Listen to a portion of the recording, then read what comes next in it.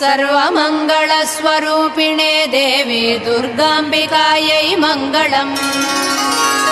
मङ्गलं कनकाम्बरधरे मङ्गलं विजयाचलवासिने सर्वगुणसम्पूजिते देवी नित्यं भवतु मङ्गलम्।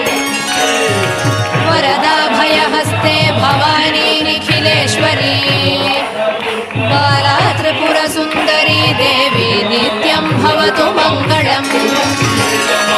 शुभमङ्गलदायिनी शिवे सौभाग्यदायिने इन्द्रकीलाद्रिनिवासिने तुभ्यं देव्यस्तु मङ्गलम्।